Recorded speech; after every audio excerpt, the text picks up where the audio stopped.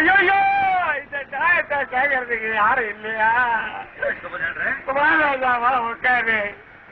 கட்டு தங்கச்சிய நாய் கட்டிச்சுப்பா. தங்கச்சிக்கு நாய் கடிச்சா நீ ஏன் கால கட்டி போட்டிருக்க? அதான்ப்பா சொல்றேன், தங்கச்சிய நாய் கட்டிச்சுப்பா. குச்சாட்ட போறேன் ஓடு அழுதுதான் அண்ணா தக்கியாண்ட நாய் கட்டிச்சுன்னு. இல்லப்பா எனக்கு சொல்லினேன், இன்னும் எனக்கு அர்த்தம் புரியல. நீங்க உடனே காலாண்ட நாய் கட்டிச்சாண்ணா பேனீங்கன்னா சரின்னு சொல்லிட்டு நானும் சுலகானம் மாறுகத்தன் டில்லி நம்சுரிஸ்காவை எடுத்துக்கிட்டு நேரா சூளமேடு வைத்தியர்கிட்ட போனோம். வைத்தியர தங்கச்சி நாய் கட்டிச்சு, தங்கச்சி இட்டாத்தாரு கேட்டான்.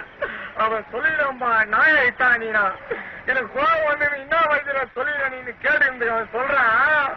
அது பித்தம் புடிச்ச நாயா பித்தம் பிடிக்காத நாயா, வெளி புடிச்ச நாயா வெளி பிடிக்காத நாயா, நான் பார்க்க வேணான்னு கேடுவேன். நாயம் தானப்பா? நியாயம் தான்.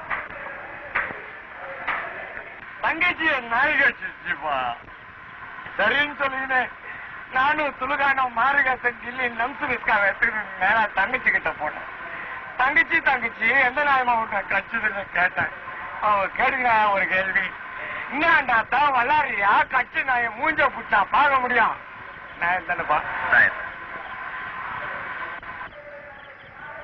தங்கச்சிய நாய் கட்டிச்சுப்பா. அது எந்த நாய் பார்த்துடலான்னு சொல்லின்னு நானும் சுலுகானம் மாறுகாசன் ஜில்லி நம்சுரிஸ்காவை எடுத்துன்னு கிளம்பணும். பாதி வயல துளுகான சொல்லினா எனக்கு மூடோ டாய் பாச்சு பொண்டாட்டி ஞாபகம் வருது, நான் கட்டிக்கிறேன். 6 வருஷம் எனக்கு மண்டை வலிக்குது, நானும் கட்டிக்கிறேன். டில்லி சொல்லினா 9வது சுத்த ஞாபகம் வருது, நானும் கட்டிக்கிறேன். கட்சியில போடா கட்டிக்கலான்னு அப்படியே பார்த்தோம்பா. மார்கழி மாசமா எல்லா நாய்களும் மஜாவில் இருக்குதுப்பா.